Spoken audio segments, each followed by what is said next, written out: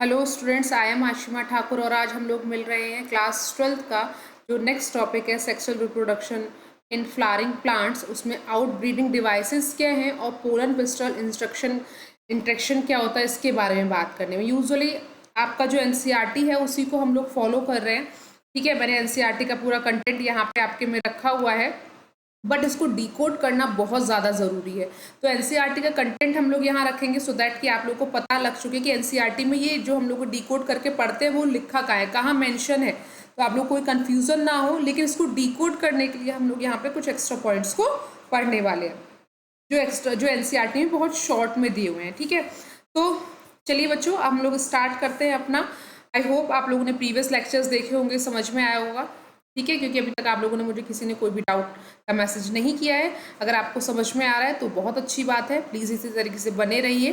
ठीक है, चलिए तो आज हम लोग स्टार्ट करते हैं बच्चों अपना नेक्स्ट। अब जैसे हमारा आउट ब्रीडिंग डिवाइसेस की अगर हम लोग बात करें तो आउट ब्रीडिंग डिवाइसेस का मतलब होता है कि यूजुअली हमारे पास फ्लावर ने अपने कुछ ऐसे फीचर्स को मतलब इवोल्यूट किया हुआ है कि वो सेल्फ पॉलिनेशन को रोक सके, आउट ब्रीडिंग को वो सपोर्ट करे, यानी कि क्रॉस पॉलिनेशन को सपोर्ट करे और सेल्फ पॉलिनेशन को प्रिवेंट करे। ठीक है, तो इसके लिए प्लांट के ही अपने कुछ पैटर्न्स हैं। तो ये पैटर्न्स की अगर हम लोग बात करेंगे तो इसमें जो सबसे पहला पैटर्न है वो हमारे पास क्या है, डिक्लाइन। तो यूजुअली अगर हम लोग डिक्लाइनिंग की बात करें तो ये किन केसेस में होता है, तो यूजुअली इसमें क्या होता है, या तो फ्लावर यूनिसेक्सुअल फ्लावर होंगे, ठीक है, या तो आपके फ्लावर क्या होंगे, वो यूनिसेक्सुअल होंगे।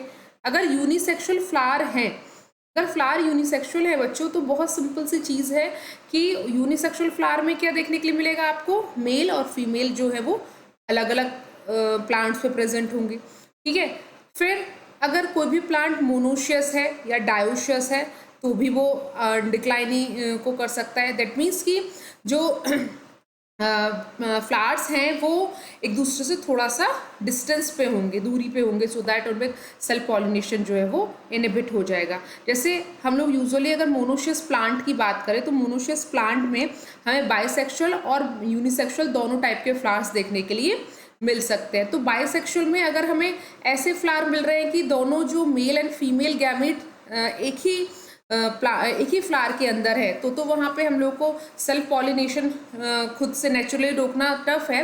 लेकिन अगर हम लोग ऐसे बाइसेक्सुअल फ्लावर्स की बात करें, फॉर एग्जांपल कॉर्न, जो कॉर्न होता है ना, मेज, अगर उसमें देखें तो उसमें क्या होता है कि मेल और फीमेल जो पार्ट्स हैं वो एक ही प्लांट पे तो प्रेजेंट है बट डिफरेंट लोकेशंस पे प्रेजेंट है। जैसे टेसल ऑफ मेज आपने देखा होगा, मैंने लास्ट क्लास में भी आपको बताया था। ठीक है, तो ये सारे डिफरेंसेस क्या होते हैं कि हमें हेल्प करते हैं, नेचुरली हेल्प कर रहे हैं प्लांट को। ठीक, समझ में आया। तो ये जो आपका मोनोशियस और डायोशियस प्लांट है, इसमें भी हम इजीली जो डिक्लाइनी है उसको हम लोग ऑब्जर्व कर सकते हैं यूनिसेक्सुअल फ्लावर के साथ साथ, क्योंकि जो बाइसेक्सुअल और यूनिसेक्सुअल जो टर्म्स हैं वो फ्लावर के सेंस में अपन बात करते हैं, और जो मोनोशियस और डायोशियस जो टर्म्स है वो प्लांट के सेंस में बात करते हैं। तो दैट मीन्स कोई भी जो मोनोशियस प्लांट है उसमें बाइसेक्सुअल और unisexual both type of flowers जो है वो ग्रो कर सकते हैं। तो बाइसेक्सुअल में बस वही होंगे, क्योंकि मैंने आपको एक बार पहले ये भी बताया कि वो एक अकेला प्लांट जो सेक्सुअल रिप्रोडक्शन कर सकता है उसको बाइसेक्सुअल फ्लावर बोलते हैं। लेकिन वो सेल्फ कर रहा है या क्रॉस कर रहा है, ये डिपेंड करता है कि उसमें जो रिप्रोडक्टिव ऑर्गन्स है वो एक ही फ्लावर के अंदर है या फिर एक ही प्लांट पे 2 डिफरेंट फ्लावर्स के अंदर प्रेजेंट है। समझ में आया। ठीक है, तो अगर एक ही प्लांट पे से एक फ्लावर के अंदर दोनों और रिप्रोडक्टिव ऑर्गन्स प्रेजेंट है, फॉर एग्जांपल हिबिस्कस, तो सेल्फ पॉलिनेशन के लिए डिक्लाइनिंग थोड़ा सा टफ होता है, उसको आर्टिफिशियली करना पड़ता है।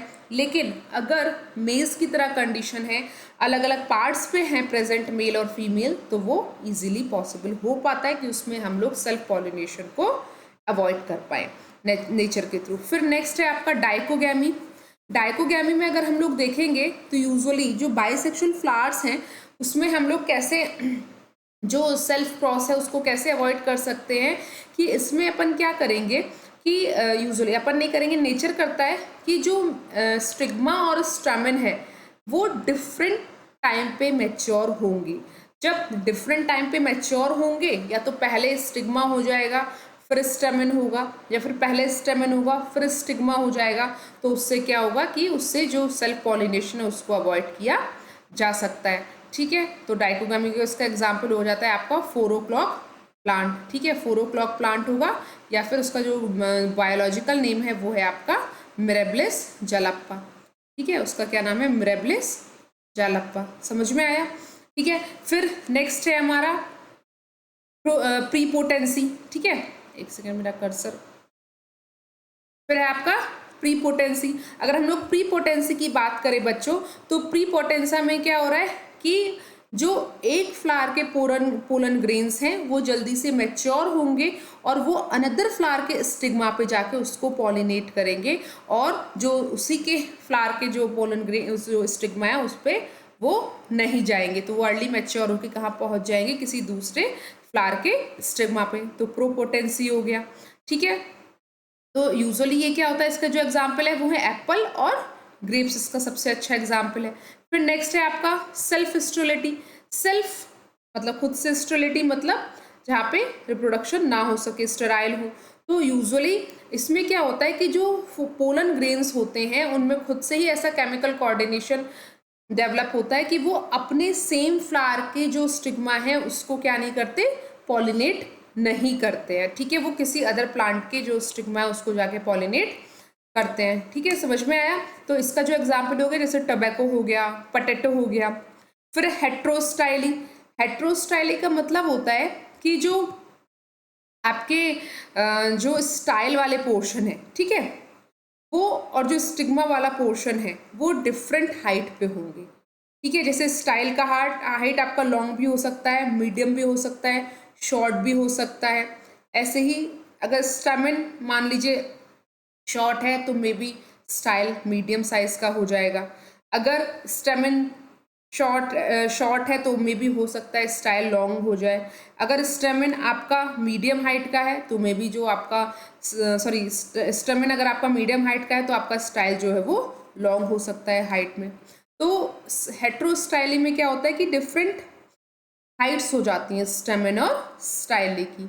तो सेम अगर हाइट पे प्रेजेंट होते हैं तो सेल्फ पॉलिनेशन जो है उसके लिए यूजफुल होता है, अदरवाइज वो अपने आप ही अवॉइड हो जाता है। फिर नेक्स्ट है आपका हर्कोगैमी।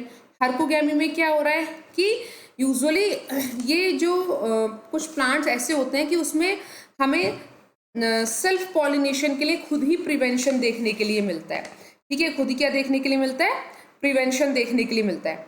ठीक है, वो अपने ही सेम स्पीशीज के जो स्टेमन्स होते हैं उसको वो फर्टिलाइज नहीं करते हैं बिकॉज ऑफ केमिकल कोऑर्डिनेशन। ठीक है, क्योंकि यूजुअली जो पोलन और पिस्टल का जो इंट्रैक्शन है वो कम्प्लीटली केमिकल के कोऑर्डिनेशन बेस्ड होता है।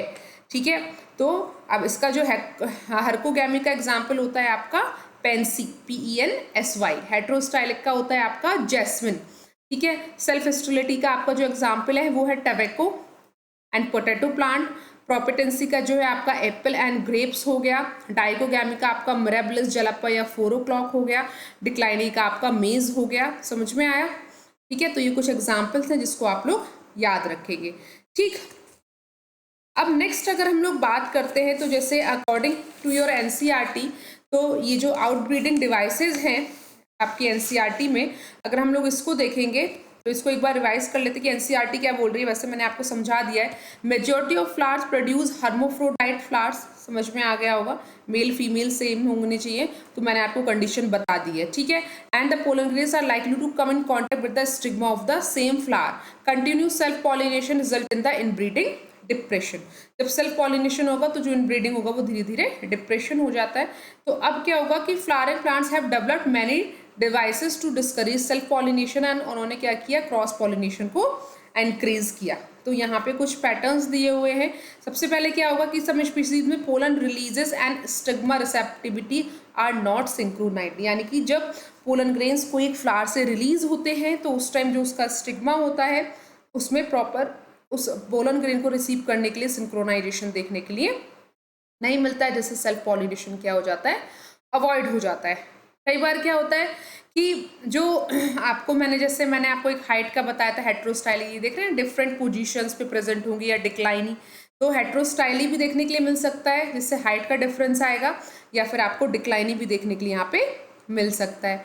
ठीक है, फिर नेक्स्ट जो है आपका सेल्फ इनकम्पैटिबिलिटी है। सेल्फ इनकम्पैटिबिलिटी में क्या होगा कि कोई भी जो स्टमेन है वो केमिकल कोऑर्डिनेशन के चलते पिस्टल को वो वहाँ पे जाके क्या नहीं करेगा, फर्टिलाइज नहीं, सॉरी पॉलिनेट नहीं करेगा, और जिससे क्या होगा, सेल्फ पॉलिनेशन नहीं हो पाएगा। ठीक है, फिर कई बार क्या होता है कि another device to prevent self pollination is the production of unisexual flowers. तो यूनिसेक्सुअल फ्लावर्स होंगे तो उसमें क्या होंगे, मेल और फीमेल जो है वो मतलब सेम प्लांट पे या तो प्रेजेंट होंगे, बट वो ऑटोगैमी को तो मतलब रोक देंगे, बट जिटेनोगैमी को नहीं रोक पाएंगे। लेकिन फिर भी कई बार क्या होता है इसमें क्योंकि जो केमिकल कोऑर्डिनेशन है स्टमेन और पिस्टल का, वो उसको अवॉइड करता है because of the self sterility.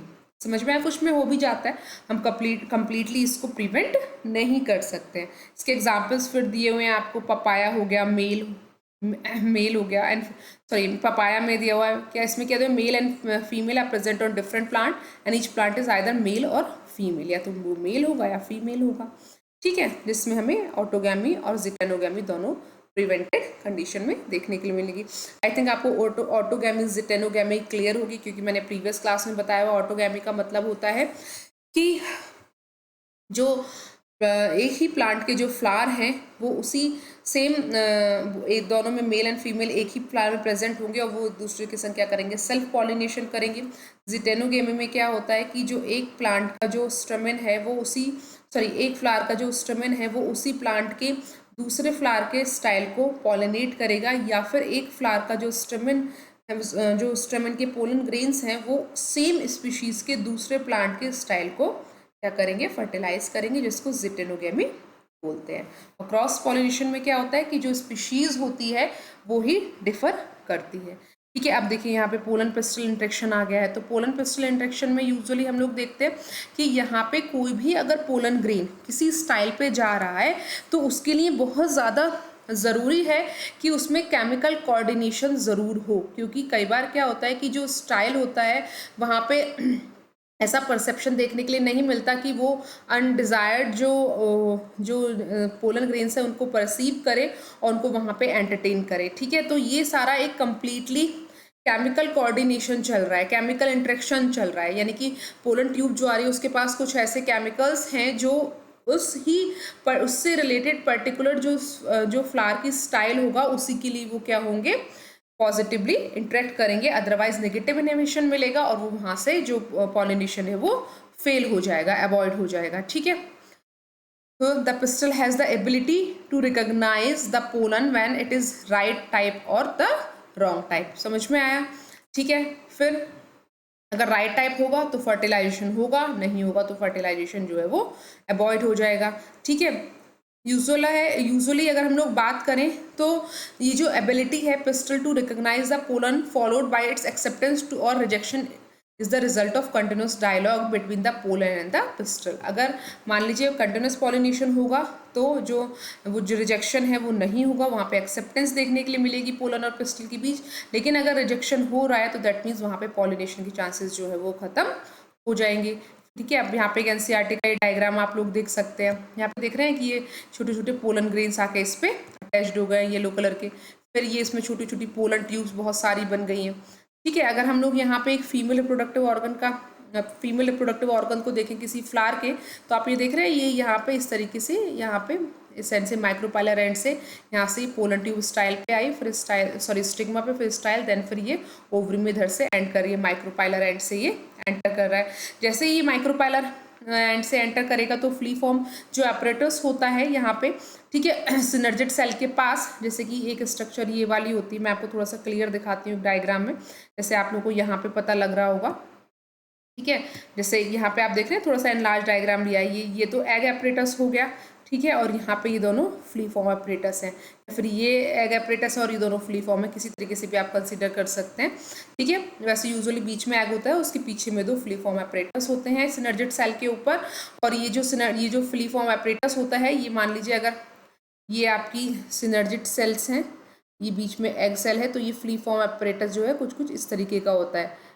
ठीक है, जैसे फैलोपियन ट्यूब्स में होता है ना फिम्ब्रीज, उस तरीके से। तो ये क्या करता है कि जो पोलन ट्यूब आ रही है उसको अलाउ करता है, उसके एंट्री को अलाउ करता है, जो माइक्रोपाइलर एंड से ये एंटर करता है। जैसे ही पोलन ट्यूब इसके अंदर जाएगी तो यहाँ पे जो सिनर्जिड सेल्स हैं वो धीरे धीरे डिजनरेट हो जाएंगी।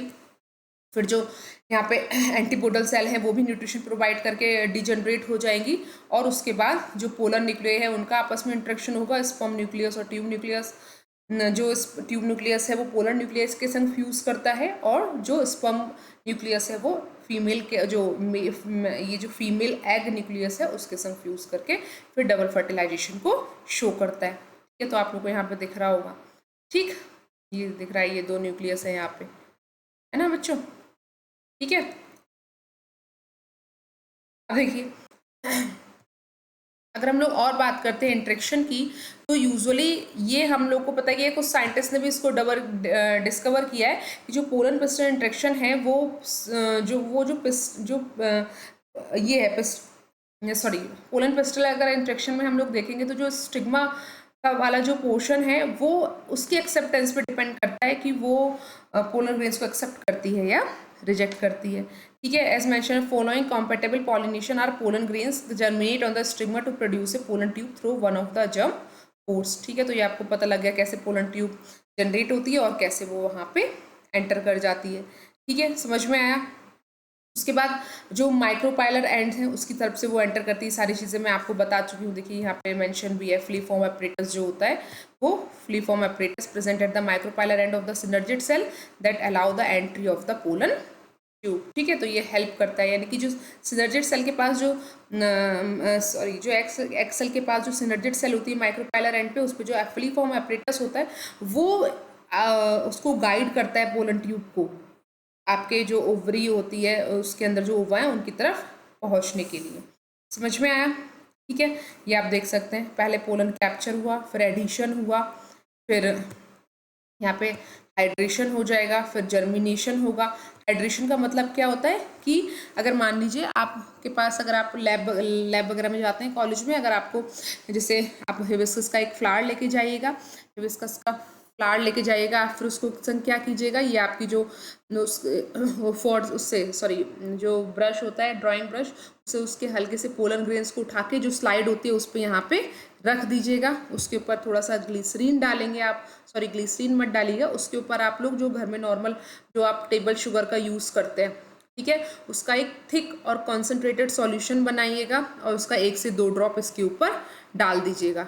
ठीक है, और जब आप इसके ऊपर वो ड्रॉप डाल देंगे और 5 से 10 मिनट छोड़ेंगे तो आप देखेंगे जो पोलन ग्रेन होगा इस तरीके से पोलन ग्रेन होगा उसमें आपको पोलन ट्यूब निकली हुई दिखाई देने लगेंगे। फिर आप उसको माइक्रोस्कोप में देखेंगे तो आपको पता लग जाएगा कि अच्छा इस तरीके से जैसे ही जो पोलन ग्रेन है वो स्टिग्मा के कांटेक्ट में आता है तो वहाँ पे उसको केमिकल इंट्रैक्शन मिलता है, और केमिकल इंट्रैक्शन से क्या होता है कि वहाँ पे जो सुक्रोज प्रेजेंट होता है वो उसको अलाउ करता है कि चल भाई तू पोलन ट्यूब का फॉर्मेशन कर और अब तू मेरे अंदर आ। ठीक है, समझ में आया। तो ये जो पोलन ट्यूब है ये पोलन पिस्टल इंट्रैक्शन से ही फॉर्म होती है। समझ में आया, क्योंकि वहाँ पे इसको सुक्रोज मिलता है। ठीक, समझ में आया। तो ये जो आप टेबल शुगर का जो सॉल्यूशन बनाएंगे उसमें क्या होगा कि आपको वहाँ पर उसमें सुक्रोज प्रेजेंट रहता है जो पोलन ट्यूब के ग्रोथ के लिए ज़रूरी होता है। ठीक है, मेरे पास भी माइक्रोस्कोप है, अगर मुझे कभी चांस मिलेगा तो मैं आप लोगों को उसका प्रैक्टिकल के कुछ, मेरे पास कुछ फ़ोटोज़ हैं जो मैं आप लोग के साथ शेयर करूँगी। ठीक है, अगर आप लोग बोलेंगे तो। समझ में आया। ठीक है बच्चों, नेक्स्ट है, अब मान लीजिए कई बार ऐसा हो रहा है कि हमने सेल्फ पॉलिनेशन को देख लिया, आउटब्रीडिंग डिवाइसेस को देख लिया, अब हम देख रहे हैं कि कई बार हमें आर्टिफिशियल हाइब्रिडाइजेशन भी करना पड़ता है।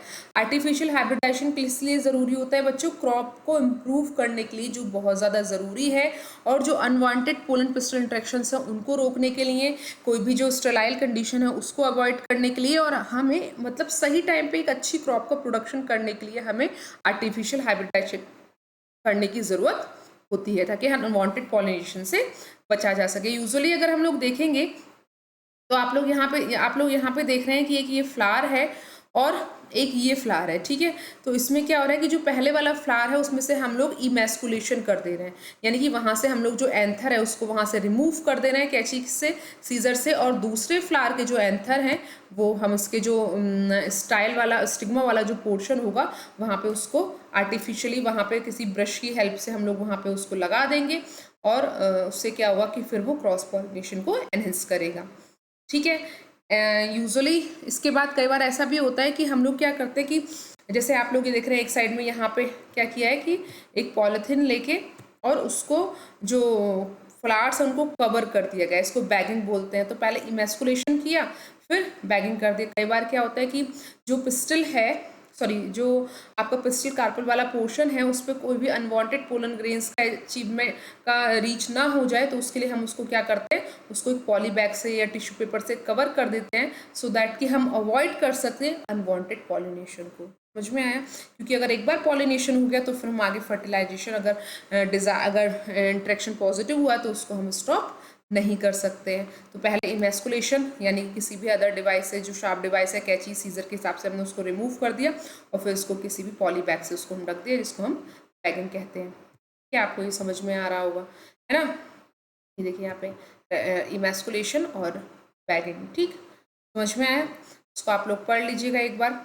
और कई बार क्या होता है कि हम लोग बैगिंग मतलब को रीबैग भी करना होता है। कई बार अगर हम लोगों ने किसी भी जो स्टिग्मा है अगर हमने उसको बैग किया हुआ था तो वहाँ से हम पोलन ग्रेन्स को कलेक्ट करेंगे, ठीक है, और उसको हम किसी जो स्टिग्मा वाला पोर्शन है किसी अदर प्लांट का उस पर उसको डस्ट कर देंगे और वापस से फ्लावर को क्या कर देंगे हम लोग रीबैग कर देंगे, ठीक है, समझ में आया? और अगर जो प्लांट्स हैं वो यूनिसेक्सुअल हैं तो हमें वहाँ पे इमेस्कुलेशन की ज़रूरत नहीं पड़ती है, बस बैगिंग हम लोग कर सकते हैं वहाँ पे, सो दैट कि जो पोलन जो मतलब पिस्टल है वो किसी भी अनवांटेड पोलन ग्रेन से कंटामिनेटेड ना हो। समझ में आ रहा है? ठीक है, तो ये आज का टॉपिक हम लोग यहीं कंप्लीट करते हैं। आई थिंक अब आपको क्लियर हो गया होगा। जो आप लोगों को इससे पहले की जो एक वीडियो से पहले जो लास्ट वीडियो थे उसमें आपको बिफोर लास्ट वीडियो में आपको नहीं थोड़ा सा समझ में आया था, बच्चों ने मुझे बोला था मैम किसी और तरीके से समझाइए, तो मैं आपको यहाँ पे कम्प्लीटली एनसीईआरटी ही कंटेंट दे रही हूँ। बस कुछ एक्स्ट्रा पॉइंट्स यहाँ पे जो इसमें कोडिंग फॉर्म में दिया हुआ है उसको डिकोड करके मैं आपको समझा देती हूँ, क्योंकि एनसीईआरटी का कंटेंट अगर आप लोग पूरा अच्छे से कर लेते हैं उसकी डिकोडिंग के साथ तो आपको कोई भी कॉम्पिटिटिव एग्जाम में बीट करने से कोई नहीं रह सकता बायोलॉजी में, ठीक है। बट हाँ, उसके लिए ज़रूरी है, मेरे पढ़ाने से खाली काम नहीं चलेगा, आपको भी उसको घर पे जाके रिवाइज करना होगा, पढ़ना होगा, ठीक है। चलिए, तो आज की क्लास यहाँ ब्रेक करते हैं, तब तक के लिए बने रहिए नेक्स्ट क्लास के लिए, और मेरे चैनल को लाइक एंड सब्सक्राइब करते रहिए। तब तक के लिए ta ta, bye bye, take care.